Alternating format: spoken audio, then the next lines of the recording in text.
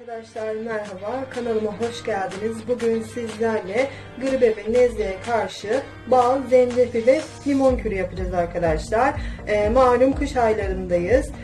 Mevsim geçişlerini yaşıyoruz şu dönemlerde. Ortalıkta grip, soğuk algınlığı gibi rahatsızlıklar kırılıp geçiyor. Bu hastalıklardan kurtulmak için doktora gitsek de en iyi istirahat etmek arkadaşlar. Tabi bu arada da yapacağımız bitkisel çaylarla, kürlerle de hastalığımızın iyileşmesine yardımcı olabileceğiz inşallah. Bu yapacağımız kür arkadaşlar yurt dışında birçok uzman tarafından şiddetle önerilen bir karışımdır. Özellikle kış aylarında hasta olan veya olmayan herkesin yapması için tavsiye edilir.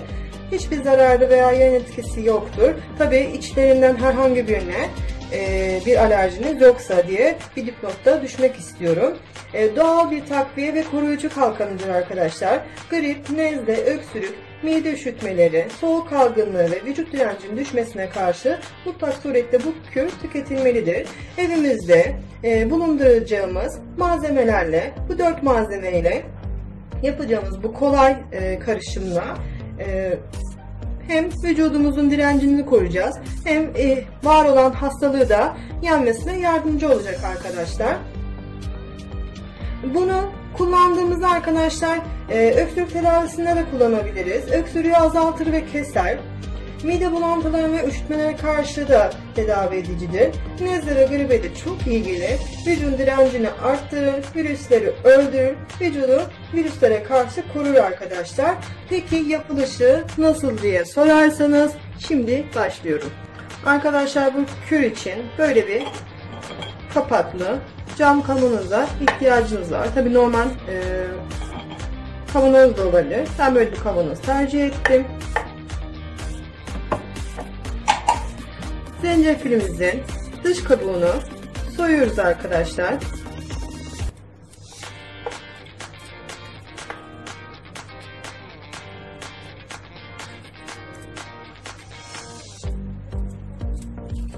Bir bıçak yardımıyla da yapabilirsiniz. Ya da böyle benim gibi bir soyucu yardımıyla da zencefilimizin dış kabuklarını üzerinden alabilirsiniz.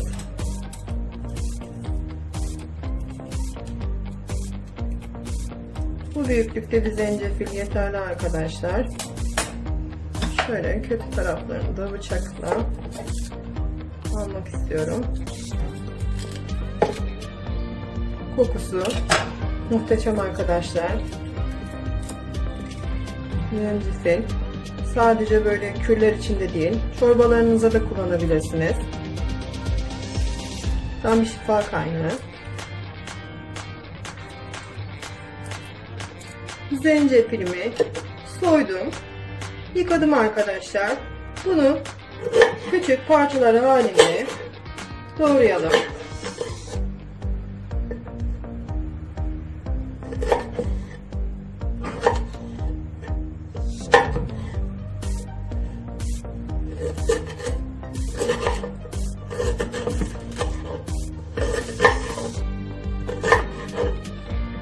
Şöyle zencefilimi kenara alıyorum.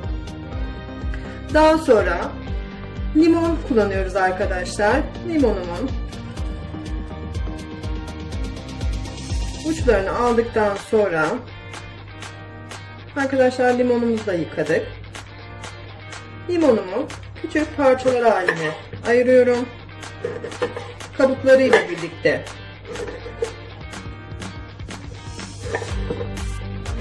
kullanacağım.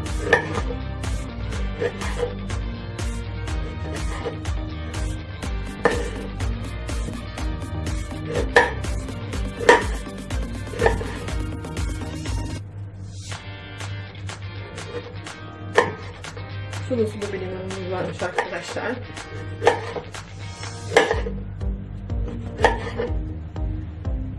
Damak tadınıza göre limonunuzu arttırabilir, azaltabilirsiniz.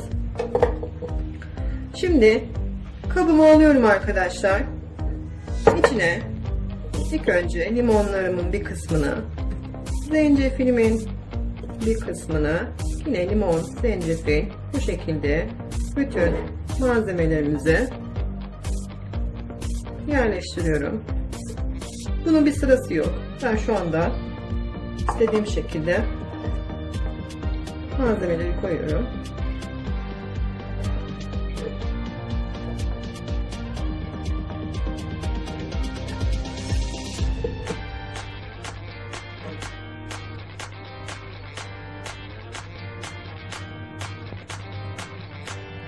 Daha sonra arkadaşlar içine çubuk tarçınlarımı yerleştiriyorum. Hatta biraz daha limon ekleyebilirim.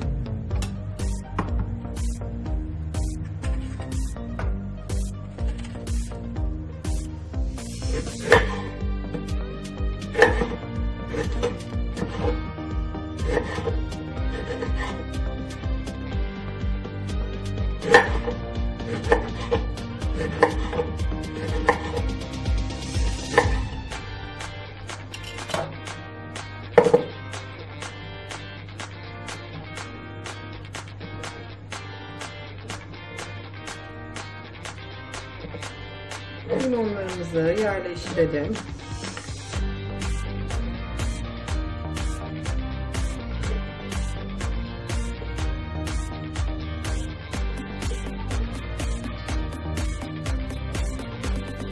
Bu şekilde bir karışım olacak arkadaşlar.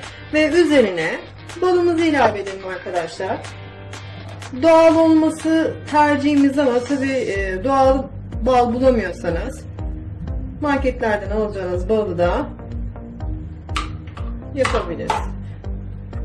Kürün içine koyabilirsiniz.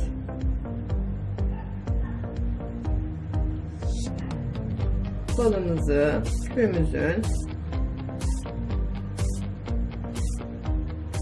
içine ilave edelim.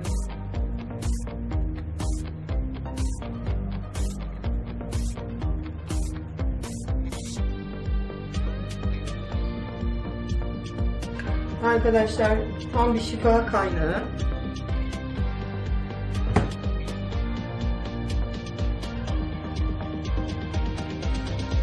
Bir kür hazırladık.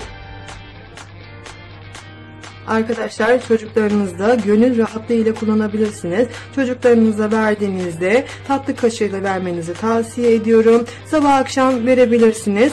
Bebeklerde kullanımı kesinlikle olmamalı. Çünkü biliyorsunuz bal bebeklere zararlı arkadaşlar. Yetişkinlerde ise yemek kaşığıyla sabah akşam yine kullanıma uygundur. Bu şifa kaynağı kürümü mutlaka denemenizi tavsiye ediyorum. Arkadaşlar videomu beğendiyseniz beğen butonuna basmayı, kanalıma abone olmayı unutmayın lütfen. Başka bir videoda görüşmek üzere. Hoşça kalın. Selametle.